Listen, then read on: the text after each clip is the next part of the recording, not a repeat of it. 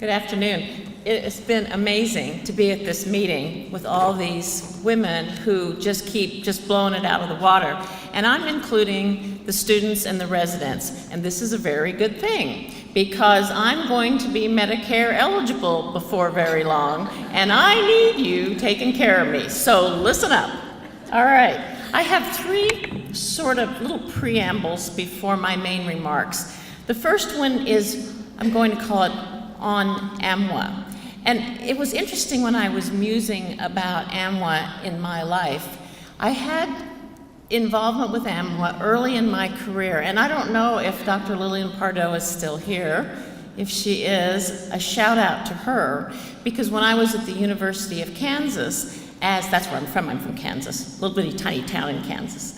So Lillian Pardoe was a well-known leader in our school, and when I was a resident and then a young faculty, she introduced us to women in medicine issues and did the thing that makes so much difference. She had us over to her house. She was there for us, and then, as you know, shortly became one of the presidents of AMWA. So that was my first experience. My next AMWA experience, this is a little bit more circuitous, but I took a sabbatical after 7 years, the 7-year itch, perhaps, but what really happened was that I was eligible, as was my husband, who's a general internist, and I was over the top exhausted. It was interesting to hear yesterday what I knew, which is you're more creative when you get some sleep. Well, I hadn't gotten any sleep for, I had a 6-year-old and a 9-year-old, so at least 10 years, and it was a long time. So, you know, and I can't even tell you how tired I was. I was so tired that I literally slept for the first 6 months of my sabbatical. So I had an interesting experience at that time because we decided we were going to do this. And I went in and told my chair of family medicine that we wanted to do this, and he kind of listened. And then later I went back and I said, no, really, I'm going to do this. And he said, what if I tell you no? And that was the first time when I really had to think, oh my God, what if I get fired if I take the sabbatical? And I looked at him and I said, I guess I'll just do it anyway. And then I couldn't believe I said that. And I got my sabbatical. And it was a real defining year of my life. What had happened was I was working on my promotions, and I had 1 year to get my promotion with tenure to associate professor, or that was kind of going to be it on the tenure track. And I had a lot of work that I had done, but no time, no sleep, still no time, to write up the papers. So off we went to England, put our boys in this little boys' school, and we worked on writing the stuff we had done. But the most interesting project that we did, partly together and partly separately, was study women's physicians' careers in England. Because there were fewer, we could get a handle on it, and we had this great project that we did together on married doctor couples and their careers. But the Brits are very interesting, and they had to know us first before they would do our very long survey. And so how they coped with this was having us over. And so we trotted around with our little boys all over the country because people invited us over to get to know them. And then we had these lifelong friends, and then they'd do our survey. So if we had a meal or spent the night, they'd do our survey. It was very, very interesting results. At least I thought so. Apparently most of the medical community did not think so. And because we would send in the papers about women's careers in medicine, and what do you think I heard? Not valid, not important, study too small, we don't need this kind of thing. So here's where American Medical Women's Association comes in, JAMWA. JAMWA liked it, they loved it. And so if you dig back in the archives, you can find Bruce and Cynda Johnson writing about women's careers in medicine. So if you really think about it, AMWA is responsible for my being a dean. Number 2, on being a mentor for 35 years. So I learned a lot of things early on with being a mentor. The first thing I learned was that nobody wanted to be like me. So that's kind of a hard message. And it was because the women that I was trying to mentor, we're coming from all these different places. So I guess this is sort of one of my lessons is actually mentoring is about what someone else can be, not mentoring in order to have them be like you. And this was an incredibly valuable lesson. Also, don't tell your mentees everything you know in one setting. So this is why my talk that I'm really going to give here in a minute has 3 points and 3 points only, because there's just this pressure to tell them all these things that you know are going to help them. And then the third thing you're going to find a little bit odd. I call it don't suffer in silence. So for the first probably 2/3 of my career, I was so self-contained I could do anything. Mind you, I didn't even get 6 weeks off for either maternity leave. I'm a family physician who did the full range of obstetrics, lots of obstetrics, took call, delivered my own patients, delivered somebody else's kid the night before I delivered either of mine and 3 days afterwards, and suffered in silence. This was when I was getting too tired to stand it. So I realized in a really bad experience when I needed some surgery that actually nobody was there for me because I never needed anything. I never needed any help. I mean, this was a horrible finding. And so this was at the end of my 22 years at the University of Kansas. So when I went to University of Iowa to be chair of family medicine, I made the conscious decision to be needy. And so I do not suffer in silence. And if I am sick, I tell everybody around me that I am sick. And you know, I'm human, and it's okay, and it works. My students, my very first lovely class of students several years ago, we graduated one class. So it had a small class of girls, and our school is small. I did say girls, young ladies, and they're my children, they're all my children. So we were at this Women in Medicine group, and I was talking to my women students, and I said, you know, I've heard that the second year class, when school is new, that the people always feel devalued, that it's a really bad phenomenon, and that they graduate and they feel like they were second-class citizens. So I was just telling them this, and so we went to wash dishes, and they came to me and they said, Dean Johnson, we won't let that happen to you. And they took this on. They took it on because I couldn't do it by myself. And that's what it is to be needy, because you do need other people to help you what you need to do. And my third point is on bookends. So I got a couple bookends here today, and these are people that happen to be on two ends of my career. So I'm looking at one of them. So Susan Miller, stand up for me. She's my old bookend out there. She and I were at UCLA together in med school and reconnected a few years ago in Virginia. And she was the strongest person in our class for women in medicine. It was totally, totally incredible, and I would have never forgotten her even if I had never seen her again. And my other bookend is Stephanie Nagy. Is she here? She's my current bookend. So she's been here with me since I started the med school, and we started our new Women in Medicine group from day one, and as recently as last week when we got together as women students and faculty. So there we go. I probably ended up using much of my time doing that.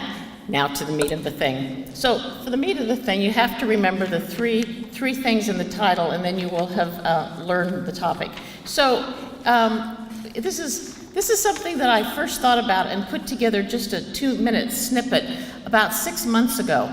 And you know, it was in the community, and I've talked to people thousands of times in this little town of Roanoke. So here we were supposed to have a talk with, it was called Being a Woman of Influence. And they kind of wanted you to talk about your career, and I thought, oh my God, anybody in this audience could give the talk for me. So that wasn't so good. So I thought, well, what am I going to talk about? So I looked up, on the internet, of course, what it meant to be a woman of influence. And I'm going to read what I found. This is also a thing that you have to share my pain. So I printed this off, and it is in micro font. So good luck to me reading this. So here's what I found that was representative of being a woman of influence. So being a woman of influence means that other people respect and value you. If people don't respect and value you and your input and what you can do for them, then you will have little or no influence over them. Influence is about perceived worth and value. If that perception is lacking, you will have a tough time building influence and advancing your career and aims. And then 2 more sentences. So how do you go about boosting your influence? The final step is to make yourself valuable within the organization and to others. Problem solvers get noticed and are seen as having value. And so then there were several things like that, and I said, you know what? I don't agree. I said, that's all good, but I think that's our trap. Just do more. Just do it better. Just do it harder.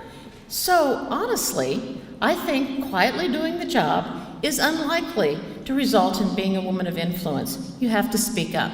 Speak up and be noticed, because if you don't, other people, read your supervisor, will count on you, but not promote you. So, where is this thing? What am I supposed to say? Yep. Okay, so this is the panel. So now this is an interesting panel of women, and they're this person type. These are the most successful women in Roanoke. A college president, a surgical oncologist who actually owns this very big device company, the first ever woman chair of the Virginia Tech Board of Visitors, and a head of economic development and assistant attorney general. So that was my team there. And I gave this little talk about speaking up and that women don't. And this leads to why I decided to do this today. Because do you know what? After it was over, every single one of those women whispered to me, I think you were talking about me. Every one of these successful women had barriers along the way because they admitted that their career was slowed because they wouldn't speak up. So that's not overly surprising, because all the studies show that actually men talk more and they ask more questions. So I started thinking about, for this talk, how I got to that point, because when I gave it initially, I'll tell you why my life changed. But for this I thought, well, wonder when I quit speaking up. So you have to bear with me. We like to have fun in our office, and I decided that I would demonstrate. This is Studio Amwa, how I used to speak up. And if my little 5-second video clips work, I'll tell you the setting. The first one was that I spoke up in grade school. We had a rule that you had to keep your butt on the chair, but you could raise your hand because otherwise everybody jumped in the air to answer questions. So I was going to do a little video of this, but I couldn't figure out how to do it by myself. So I burst in the dean's conference room where they were having a budget meeting, and I said, hey guys, mostly my deans, women and men both, and budget people, help me with this video. So those are the actors here, and I'm told that you guys will start this for me. Misproduced class, 5th grade. Okay, class.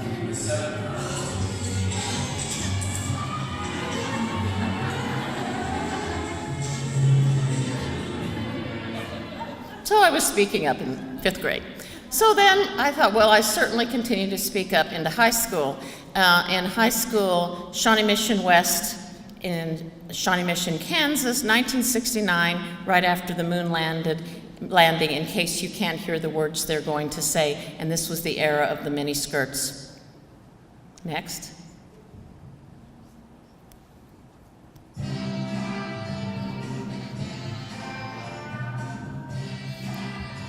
Note I had to get my way.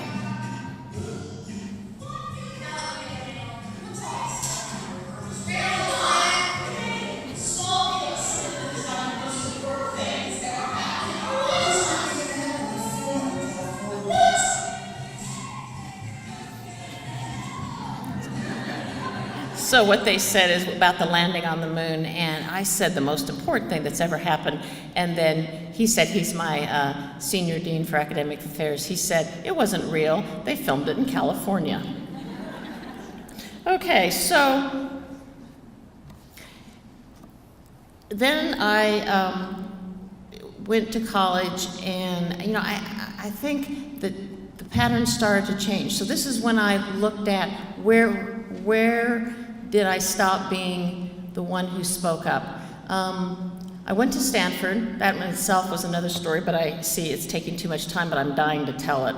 So I had really no mentorship. My entire extended family had never gone to college, but my parents were wonderful to say, you know, whatever you want to do, figure it out and you can do it. So my high school English teacher said, oh, Cynda, you ought to go to Stanford. I go, yeah, okay, why? And she said, well, because my sister did. Well, that was a good enough reason for me. And then I thought about it and I said, what's Stanford?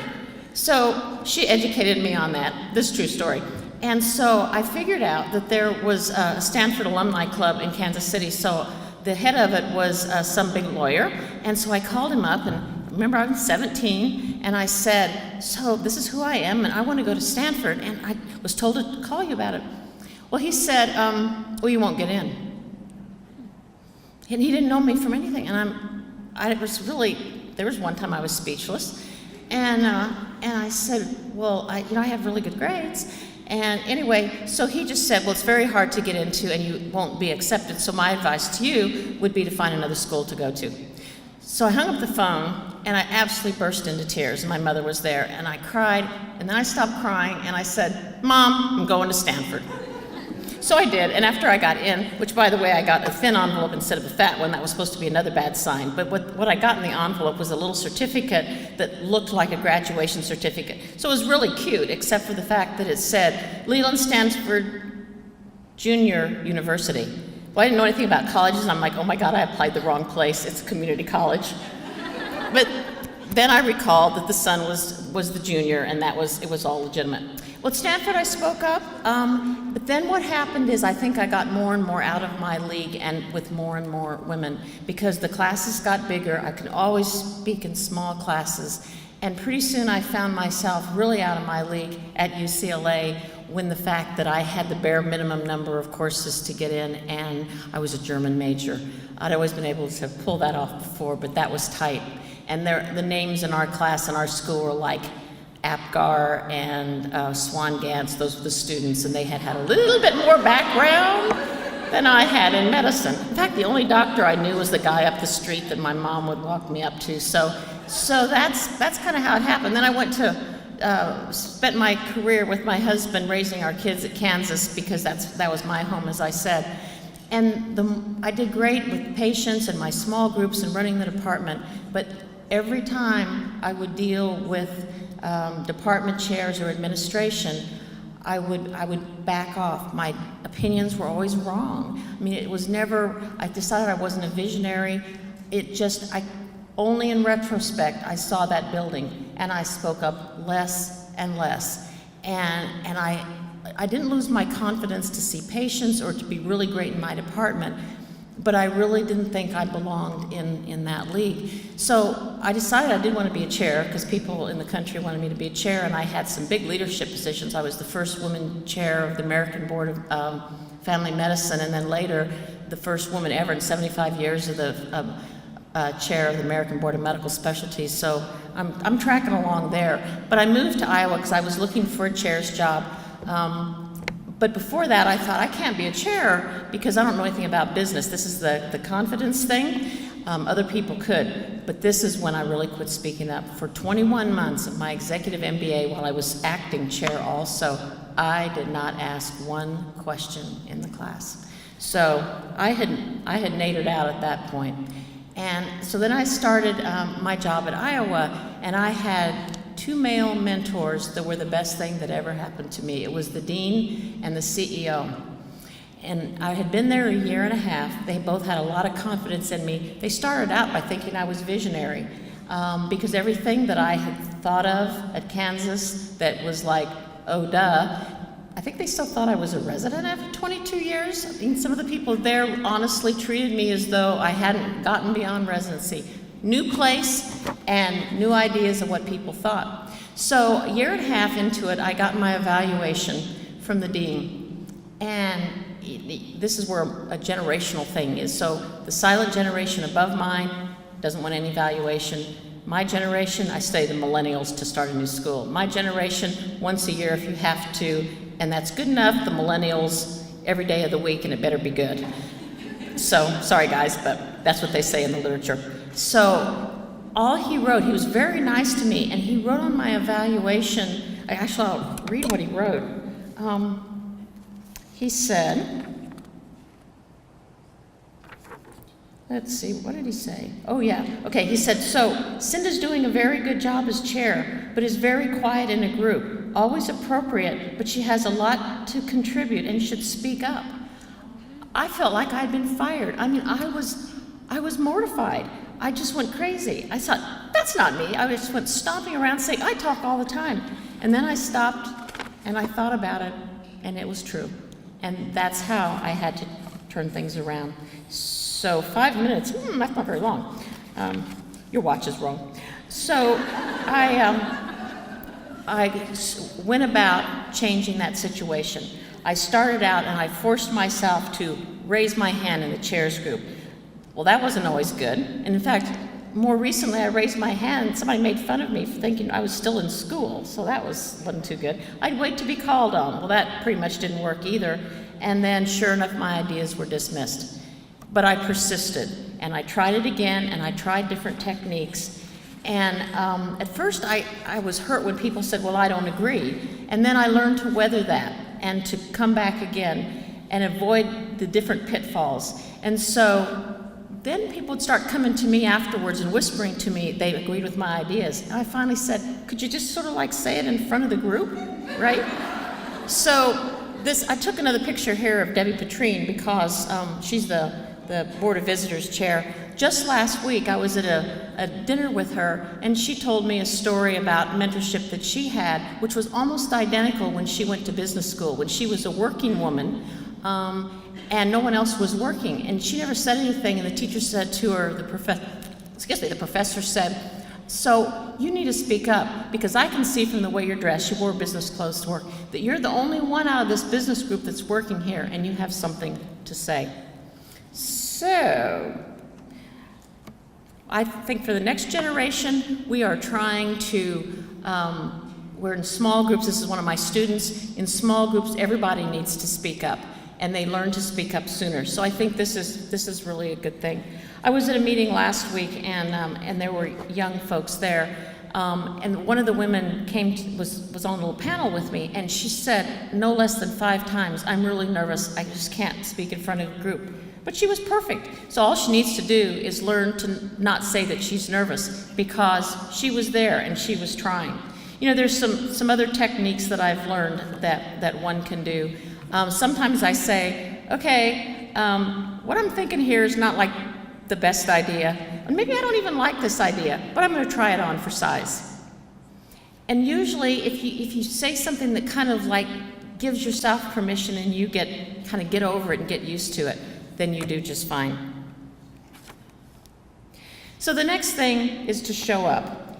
And really, showing up is easy to talk about, because if you don't show up, you can't speak up, right? So you need to show up. This is a mentor of mine who's 94 years old, lovely man, Dr. Haley. And this was a quote that he gave me this last week, and it was amazing. It's the importance of presence, or the importance of showing up with patients, and he was absolutely right on. And the showing up has to do with both internally and externally. So this is just some things I did this past year with my students. And if you say you're going to show up, show up. Don't get the reputation that you say so and can't do it. And you can say you're too busy, and and people understand it. But if you can do it, because it makes all the difference in the world. And externally is important too. It is just by accident that I had the United Way picture on that, since I got my picture taken with Dr. Murthy last night. I've been on the United Way board for 6 years, and sure enough, he showed up. The things we told him about, if you listened last night, he talked about Roanoke, Virginia.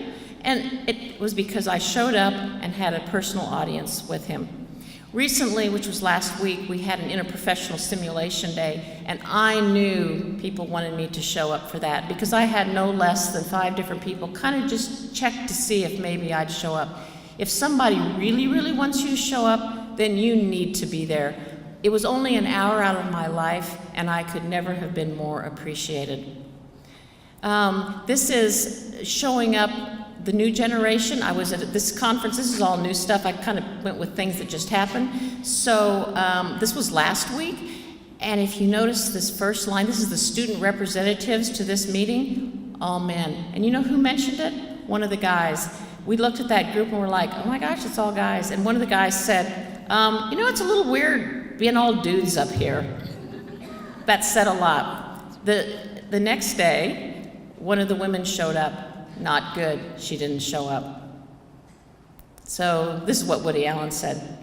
And finally, write the first draft. And what this means is that this kind of really brings us back to the beginning of the talk, which is, I guess, what this first thing said that you're supposed to do all this extra hard work. But if you've shown up, if you've spoken up, then somebody needs to get down to business, whether it's a project or a paper, and write the first draft. Now you can see this is a real thing. It's a draft I wrote. Boy, did that get creamed. But when all is said and done, she who writes the first draft puts her thoughts in the final product.